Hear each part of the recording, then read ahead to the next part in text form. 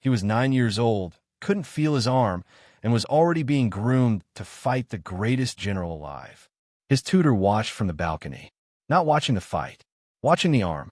Something was wrong, and only one person had noticed. The other boys dug their nails into his right forearm during the wrestling. Deep. He did not flinch. He did not feel it. He never had. The tutor pressed a lit candle to the boy's skin. Nothing. No flinch. No cry. No reaction at all. His face went completely white. The tutor knew exactly what this meant. The boy did not. Not yet. But the word forming in the tutor's mind would change everything. 2 years later, a physician in a dark room. He unwraps the linen from the arm slowly. The patches of pale skin have grown. Much larger now. The physician pressed a needle into the flesh. The boy felt nothing. The physician stepped back. He did not need to say the word out loud. In this century, leprosy is a death sentence written in flesh. No cure. No treatment. The body destroys itself from the outside in over years. Most lepers are cast out. They live in colonies beyond the city walls. They ring bells to warn people they are coming.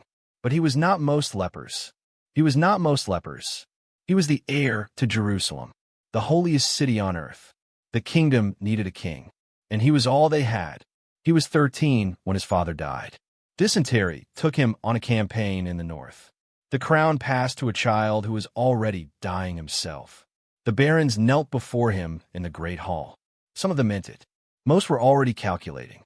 A sick boy on the throne means opportunity. And somewhere out there, the most dangerous man alive was unifying the entire Muslim world under one banner. His name was Saladin. He wanted Jerusalem back. The most powerful warlord in the known world with an ocean of soldiers.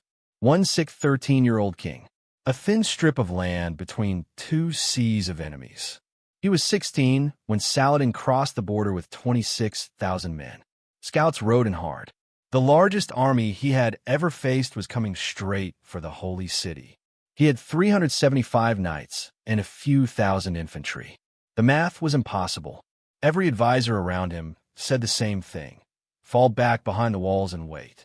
His sword arm was already weakening. He could not grip the reins. A servant strapped the shield to his forearm because his fingers could no longer hold it themselves. 375 knights slammed into 26,000 soldiers. You were in the middle of it. A teenage king on a warhorse. Body failing. Sword arm going numb. Charging anyway. Saladin's army shattered. They scattered into the desert. Thousands gone. Saladin himself barely escaped on the back of a racing camel. Into the dust. He rode back to Jerusalem a hero. The entire kingdom erupted.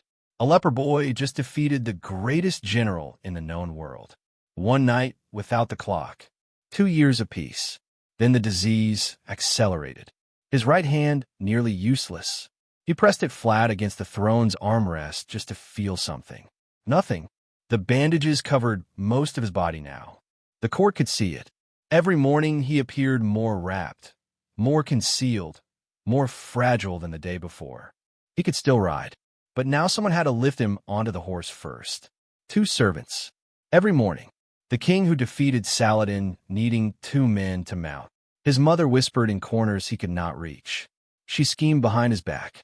The vultures were circling, and the biggest vulture wore his own family's face. His sister's new husband, a French knight with more ambition than skill. He was already positioning himself for the crown, a man built to take rather than rule. The barons split. Some still backed the king. Some backed the French knight. Some just waited to see who would win and planned to be on that side. Saladin was still out there. He had not forgotten Montgisard. He was rebuilding, recruiting, being patient. He had something the king did not. Time. He was 20. His legs were giving out. Someone carried him into the throne room each morning. He chose to wear a silver mask. If they want to stare, let them stare at cold metal. His body was failing, but his mind was sharper than anyone sitting in that room. Sharper than advisors twice his age. The disease had his body, not his judgment. The French knight broke the peace during a truce with Saladin. He raided a merchant caravan, shattered weeks of negotiated ceasefire like it meant nothing. Stupidity dressed as strength. The king stripped the French knight of his claim, his authority, his future in a public court session. He humiliated him in front of everyone. Completely. Deliberately. He could not walk, but he could still rule. He could not hold a sword, but he could issue orders that no man dared refuse. The body failing meant nothing about the throne.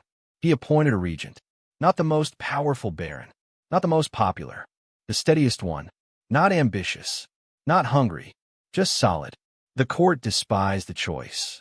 He was 21 when Saladin invaded again. A massive army laid siege to a fortress near the Sea of Galilee. The regent gathered the army but would not attack. Too cautious. The king heard the reports. The fortress was dying. The defenders were dying. Something inside him snapped. He had not walked in months. He ordered himself carried to the front. The army watched him arrive on a litter. Silence first, then something else entirely. They had seen kings ride into battle before. They had never seen one carried there. He could not hold a sword. He could not grip a rein.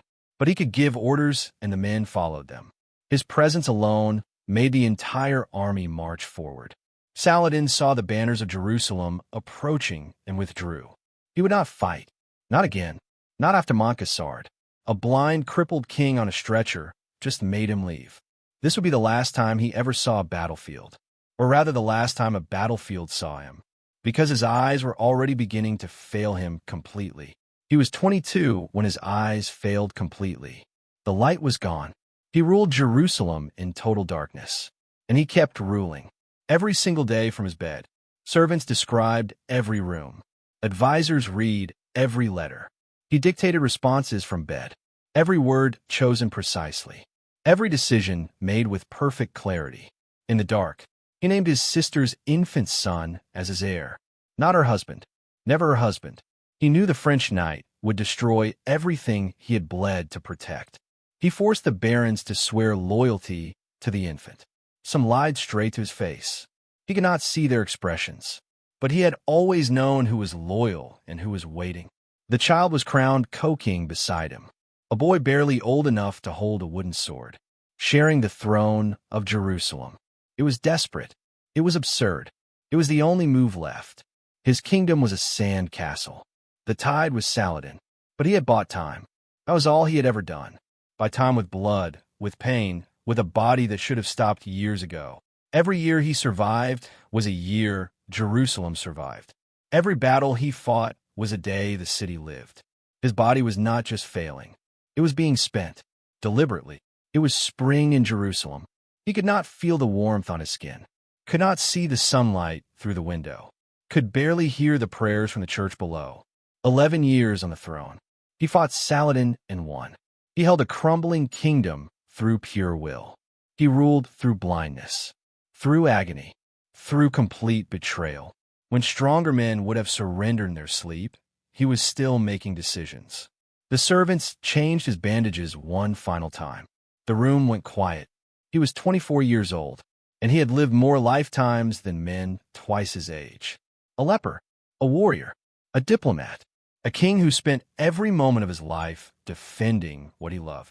The crown was lifted from his head, not in defeat, not in shame, in completion. He had taken a dying kingdom and kept it alive long enough to matter. That was enough. 2 years after his death, the French knight, he spent his entire reign trying to stop lost Jerusalem to Saladin at the horns of Atene.